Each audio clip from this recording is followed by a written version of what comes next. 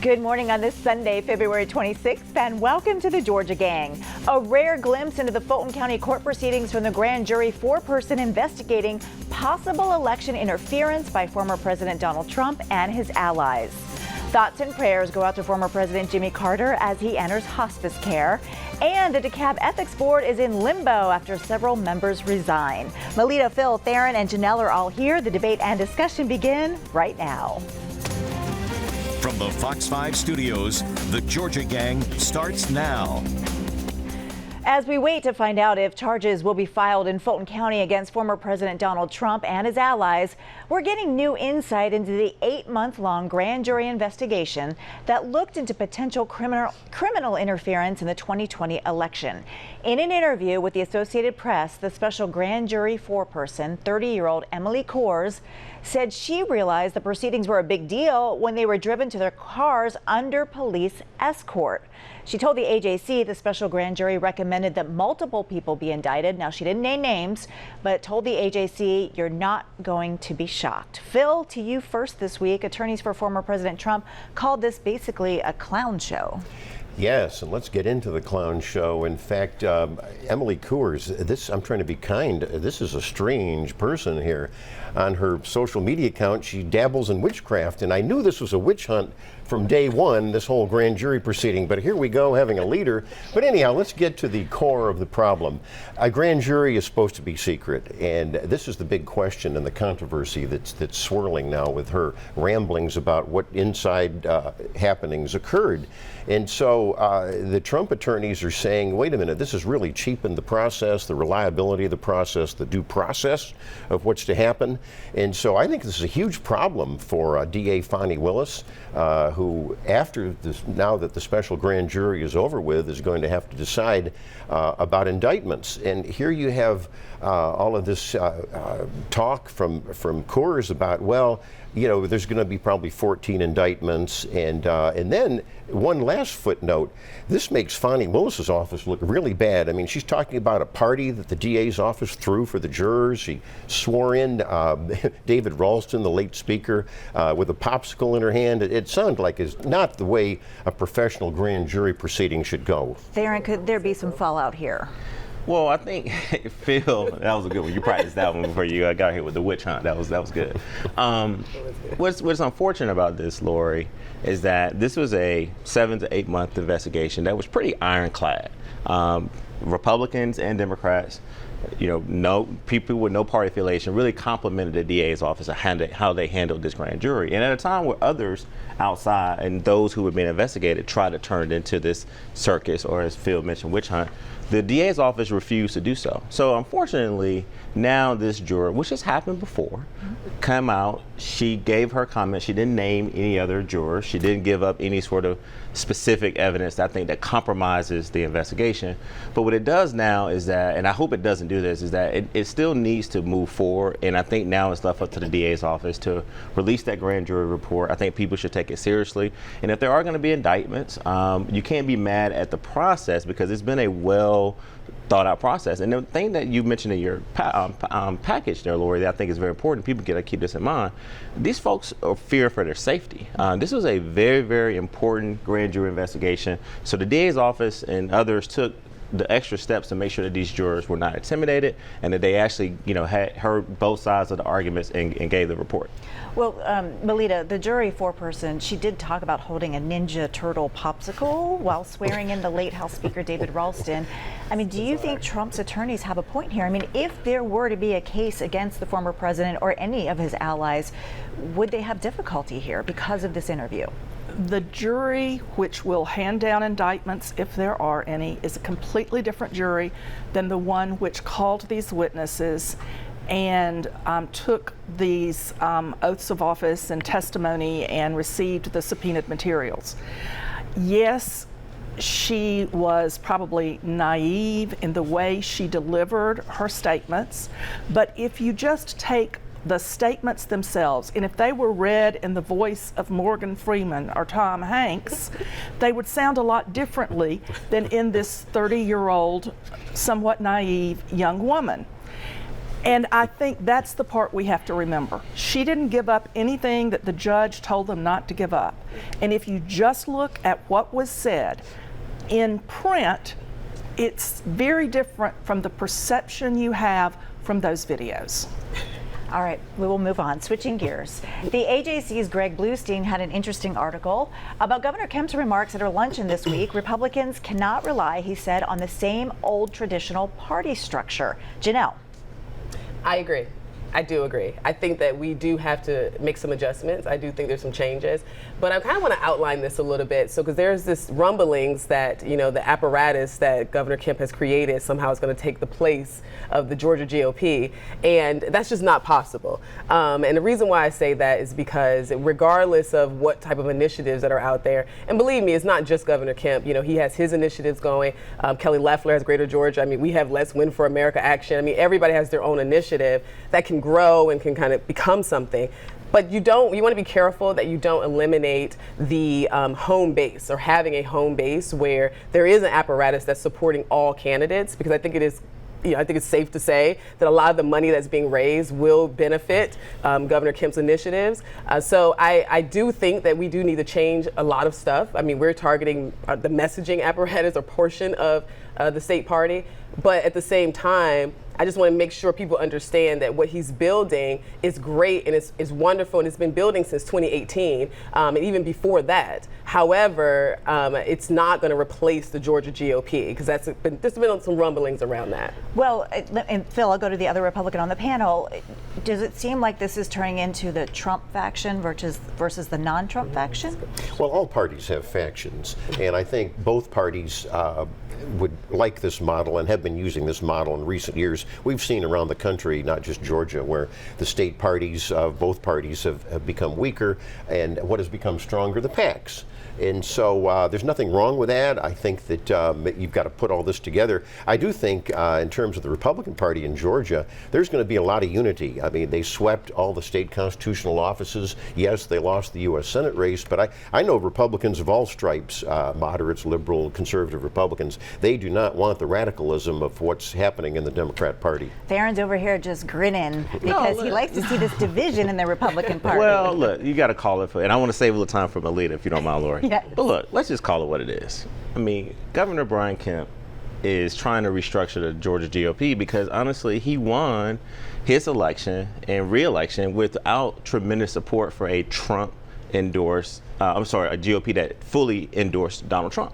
So what he's saying is, I had to distance myself a little bit from you all to go get reelected, and I had to sort of maybe, I don't want to use the term push out, but sort of say, hey, we need to go in a new direction with the former GOP chair, because he's also trying to diversify the party, and he's did that. But the problem I think that he's going to run into is everyone going to embody the outreach that Governor Kemp did to minority communities and women and others. Because if you look at, other than Herschel Walker, every other African American or Hispanic candidate, and besides the incumbent insurance commissioner, has not done well in the GOP. And so he's trying to say, hey, we got to diversify because we can't keep getting elected with the same electorate the way it is in the GOP side. Melita. The other thing that's going on is Kemp is working to make his national influence known. And you have to remember that he's only 60 now as he begins his second term, in contrast to Nathan Deal, who was 68 when he began his second term. And so Kemp is looking to be a kingmaker down the road. He's looking, he's going to Austin this weekend to meet with a bunch of big Republican donors. He's looking to have a broader national influence. The other thing is, the elephant in the GOP right now is the state party chair, David Schaefer, who couldn't even keep his Senate seat, but they parked him as party chair, and he's not had a successful run. Janelle? Yeah, I agree with Theron. I think everything Theron said is correct. There is a large portion, me included, who was really frustrated with how the Georgia GOP handled these last races. It did seem like they were kind of operating in one fraction, to your point. I will say that there are, in full disclosure, Kelvin and I did endorse Rebecca Yardley, who's running for GOP chair right now, because of the fact that I think we need to see some leadership that's coming from outside of Metro Atlanta. I look at how rural Georgia has operated for a very long time, and they have pretty much, they've held it all together. I mean, most of our wins have come from rural Georgia. But that being said, to your point, there is an influence now that is coming into the party where we're understanding that messaging, particularly around the minority community, is extremely important. And it has to be done correctly, and it has to be done by people who are authentic and that are good messengers. So, so we agree. So is he running for president? We agree. Janelle and Phil, is he running for president? I don't know. I haven't heard that. I don't think so. I think it's too early to tell. I don't think so. I do think, though, there will be a new party I do think he's chairman. running for something. What does Marty think, the first lady? That'll be That's what we need to find out. Oh, and the girls. That's right. There will be a new party chairman, though, and I think that'll be a different dynamic, too. Yeah. Mun, or are we open to the woman being a chair? Well, I'm supporting the woman. So. We're for the best person. We believe in merit. You don't support the woman. We believe in merit. Okay. We do believe in merit. We will leave it there, folks. Coming up, Georgia, the nation, and the world pray for former President Jimmy Carter, who is now in hospice care. We'll discuss after the break. Have a question or comment for the Georgia Gang? Email them at georgiagang@foxtv.com. Folks from all over the world are sending their prayers and well wishes to former President Jimmy Carter, who entered hospice care this week. Melita, I'll send it over to you. Lots of personal stories. He's still here. There's a lot of tributes pouring in, which 7 years ago, or 8 years ago, when he had brain cancer and liver cancer, there were tributes then, but gosh, look at him. Well, and hospice is a process, and it is one which allows the family to make peace with the inevitable. But I remember being in Plains in 1976 on election night. I talked my then editor as a young reporter into letting me go, and that town and all of Southwest Georgia, it seemed, was so very proud of him when he won the presidency for the first modern day Southern president. And I think he has never ceased to make Georgians proud of his presidency and his practically perfect in every way post-presidency. Well, Phil, our hearts are with former First Lady, of course, Rosalind Carter, whom I'm sure is not leaving his side. They've been married almost 77 years. Right, that is amazing, and God bless her and God bless them. And he's very popular in Plains. My thought was, though, I hope the family gets its privacy, because I've seen these media throngs, and that's the only problem with this, but we'll probably be talking more about his legacy. Yes. Yeah. I think no matter who you are, what party affiliation you have, you got to say that former President Jimmy Carter is probably the most kind former president to ever, sit in the Oval Office. And if you just look at his life work, I mean, even till he was physically unable to be in his church every week doing Bible school and being at church, and just look at how he served his community after being president. And I agree that I think that we don't give him enough credit for being one of the most, I think, popular Georgians ever to really do great things in this state. So you're right, Laura. We're not going to talk about it as if he's not here anymore, but I do think it's a good opportunity for us to reflect on a legacy that's been awesome. I remember going to a Habitat build with him, and he was in his 90s, and he didn't miss a beat. I mean, I was tired after all of that, but he's just such a great person, and so is Rosalind, and their commitment. There you see him. I mean, he's just working all along. Yeah, I have to say, Kelvin and I was with his personal pastor, Tony Loudon, a couple of days ago, and he shared a story about how President Carter took him to the gravesite of the man who led him to Christ, and that he still goes to that gravesite. And I thought that was a tremendous story, and I think, like to Darren's point, no matter what side of the aisle you're on, especially if you're a believer, to hear that, knowing that gives you relief and comfort, because your soul matters, and so I was happy to hear that. I thought one of the most remarkable things I read, and I did not remember reading it before this last week, was that Jimmy Carter first laid eyes on Rosalind Carter within the first 15 minutes she was born, because his mother, Lillian, was the midwife who delivered Rosalind Carter, the girl next door, and Jimmy Carter had been in the living room, and he came in to have a peek of the new baby. I feel a movie coming up, right? That's a great story. Well, moving on, a bipartisan group of congressional leaders is calling for an investigation into Georgia's foster care system. This comes after the Georgia Office of the Child Advocate reported widespread neglect and abuse of children. Georgia's U.S. Senator John Ossoff launched an inquiry into the state's foster care system after findings in the July 2022 report shine light on what he called, quote, a major concern for the safety of children in the state's care. Now, I have worked with DFACS and communications. I will say, I think you'll find these issues are happening all across the country, a shortage of caseworkers, a shortage of foster parents, and I hope that these kinds of investigations will help lead to solutions. Theron. You know, and I'm glad you said that, Lori, because that's where I was going to go first. I mean, you got to start at the agency, right? They're clearly underfunded. You don't have enough employees, and then the people who are there are stretched thin. But then I also got to sort of really do a good job of embodying what Senator Ossoff said, and that is that, you know, when you're in the foster care system at the state, it's the state's job to protect these children and to make sure that they have a loving home and I'm sorry, at least they have a temporary loving home. It's not a long-term loving home, but then to actually make sure that their experience while they're in foster care treatment, to make sure that when they go to that loving home, that they don't have a traumatic experience. And so I think that the senator should be applauded for doing this. I had heard rumblings of this even last year, that there was some challenges with the foster care, and I like how he did it. Like, he's saying, look, let's try to work together to fix it. The report definitely has some very, very disheartening information that was shared, but now I'm glad that he's stepping up in a bipartisan way trying to fix it. All right, moving on. Several North Georgia cities are looking to run their own elections rather than relying on Fulton County. The cities of Johns Creek, Milton, Roswell, and Alpharetta are looking into the possibility. Phil, is this a viable option? I think that these cities have to weigh the risks, because it's supposed to be a cost-saving device if they're going to have their own elections. What do I mean by weighing the risks? I think the problem would come, you're always going to get lawsuits whenever you're handling elections. I live in Sandy Springs. Sandy Springs has its own election system, and I remember that Sandy Springs was sued over an elections problem. It won, but it took 6 years and a lot of money. Now, we can handle it. Maybe Milton could handle it. I don't know about the other cities. So I think if I was a city council person, I would be really weighing what are the costs here. Maybe in Fulton County obviously has its flaws. I've been a critic, but maybe it would be better to stick with Fulton County. So that's a tough one. Melita. Well, Fulton County has a new director of registration and elections, a 20-year veteran with that department, Nadine Williams. And I think I agree with Phil that they need to be very, very cautious.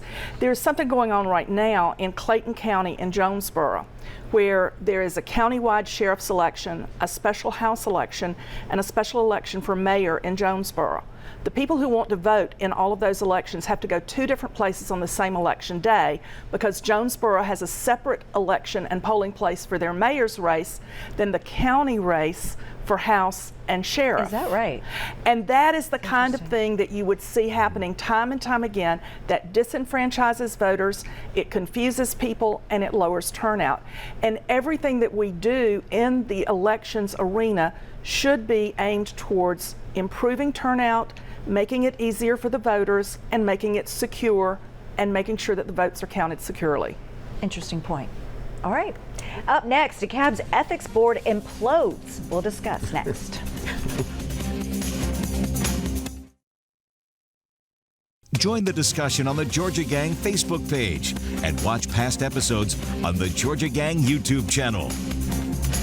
5 members of the DeKalb Ethics Board have now resigned, making it impossible to have a quorum, so the board is basically out of service. Theron, can you shed some light on what is happening here?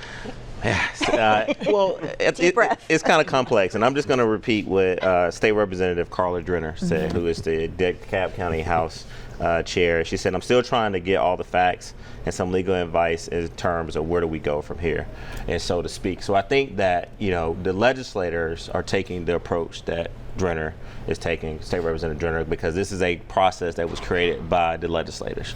I want to also say that, you know, the county CEO's office and county commissioners has no jurisdictions, no oversight of this ethics office.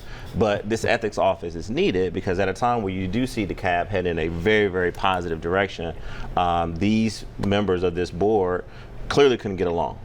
And to just resign, it puts the people who are responsible for providing members, so like recommendations to this board, in a very tough position. So I do believe that folks are going to talk about it. They're going to seek legal advice. You're going to see some, hopefully some good candidates be presented very soon. But it was just very unfortunate, just the mass exodus at a time where you do want this governing body to make sure that they're looking at issues in the county. Phil. Well, I'm in favor of having an ethics board, but yeah, to shed light on it, these people just don't like each other, and so let's do a whole clean sweep and to get a new ethics board. People can get along. Well, this week, the Georgia Senate passed a bill along party lines that just about eliminates cash bail to criminals who commit offenses that carry jail or prison sentences. Janelle, Senator Nabila Islam called this bill mean-spirited and says that it unfairly targets the poor. No, I mean, it's targeting criminals, but which happen to be in all ranges. So I don't think it's just targeting the poor. But I also have a complaint around what Senator McLaurin said, in which he made the statement that the likelihood of repeat offenders going out, having sit in prison, it's more likely they're going to commit a crime again, rather than turning it around quickly or something. It was really weird, but I just don't understand the whole concept of this. If you commit a crime, you have to deal with the consequences of it. Now, I do think that there are certain areas where we can be a little bit more lenient. I'm not oblivious to what's happening when it comes to drugs and addiction. So I want to be sensitive around that. But when you make it seem like Senator McLaurin did, when you make it seem as though turning people around is somehow rehabilitating them, rather than allowing them to sit there for a few weeks, if that's what it takes for them to kind of calm, realize what they've done, I don't agree with that. I mean, crime is out of control right now. We have to do something, and you're never more safe with them on the street than in prison if they're committing crimes. Melita. Well, bail is for those people who have been charged with a crime but not yet adjudicated and found guilty, number one. But the other thing is, the point that Senator McLaurin was trying to make is that by repealing cash bail, we take us away from the kinds of criminal justice reforms that the Republican governor, Nathan Deal, put in place. And we're taking the judgment call away from the judges who set the bail. Phil. Well, I don't agree with all of that. I don't think Governor Deal would agree with all of that. There's a list in this bill and some of these are violent offenses, and so they need shoplifting and things like this that we need to crack down on. We have seen repeat offenders, and the big problem, these magistrate judges that let these repeat offenders go with a rap sheet a mile long. So this is going to correct that problem. We all know that Atlanta has had rising crime rates for the last 3 years, violent crime rates, and you talk to everybody around here, they know this is a problem, and this is going to lower the crime problem. Fair and final word. So word. real quick, every Democrat who voted against this, and thank you for setting up, and clarifying what Senator McLaurin also said, but every Democrat who voted against this bill, I want to say this on behalf of them and the Democratic Party. Of course, we want to reduce crime. All right, we don't want the issues that we're facing in public safety. But when I talk to a lot of these legislators, the problem with this bill is that it's too broad. It definitely discriminates against poor people, but death by taking, right? And so death by taking could be a misdemeanor or a felony. You look at issues like obstruction, it could be a misdemeanor or a felony. And also we talk about marijuana at a time where I do believe that we need to decriminalize marijuana in this city, in this state. But if someone gets charged with marijuana, they should be given the opportunity to have bail. And keep in mind what Melita said. Bail is basically given to people by a judge to ensure that you actually come back to court. And so I think that this is a very slippery slope. And I think this bill will be changed because it's too broad. And you're going to see people in the House sort of go line by line to make sure that it's clarifying what it's intent to do. Definitely some gray areas. We'll be following it. Stay tuned for winners and losers, everyone. Time now for the week's winners and losers. I'm going to go quickly first. Ricky at Respectfully Different Mobile Detailing. He's an entrepreneur. As he says, he's cleaning up the streets of Georgia one car at a time. He comes to my house. He comes to Theron's house. He's just an awesome guy. He does a great job. Shout out to Ricky. Also, my loser is Don Lemon, because as a 51-year-old woman, I just want to say I'm in my prime. So there. And I hope he's more than suspended and really figures out what he said to offend a lot of women in their 50s. Janelle. All right, I'm not going to say anything on that one because I'm not in my 50s. But so my just wait. So you're in your prime. But I did have a conversation with my mother-in-law. So, my winner is a panel that I'm sitting on. It's the first ever Rising Voice Forum that's taking place at the Gathering Spot. It's on March 1st at 7 p.m. And this is that they're targeting, or their objective is to explore the critical role around young people in democracy. So I'm really excited to talk to the young people. Right. And again, it's on Wednesday, March 1st, and you can go to my social media page, get the link, and you can use code GA75 to get 75% off on your ticket. Theron. All right, want to give a shout out to Levon and Eric Godfrey. Eric is a APD officer, saw him at City Hall. I didn't forget you, brother. And also Allie Terry, who's a member of the AKA and the Links, which is a very great women's organization. And then lastly, want to just give a big shout out to the Atlanta City Council. They renamed a Atlanta Council committee room after Larry Dingle, who was probably one of the best attorneys, zoning, all things with housing. He was great, so definitely wanted to commend them for naming the committee room out there. That's great. Phil. I'm going to have to make a COPPA winner from the Atlanta Police Department. Officer Diaz, he loves the Georgia gang. I think he likes me best, but that's not important. But anyhow, also Judge Bill Duffy, he is the head of the State Elections Board, and he is trying to get election integrity. They have to investigate in all counties. He needs more money from the legislature, so let's give that board some money so it can operate properly. Melita. I'm going to make my loser anybody at the General Assembly who's using the phrase, pass it now, we can fix it later. That is the legislative equivalent of hold my beer, and it shouldn't be uttered under the Gold Dome. My winners are all the little girls out there selling Girl Scout cookies. Young Jack Thomas, who was selling fudge to raise money for Wellstar Cobb's NICU. And then 6-year-old Brody from Moultrie, who now has 2 million views of his TikTok video urging a 3-day weekend for school children. That video was filmed from his car seat. Wonderful. Have a great week, everyone. See you next week.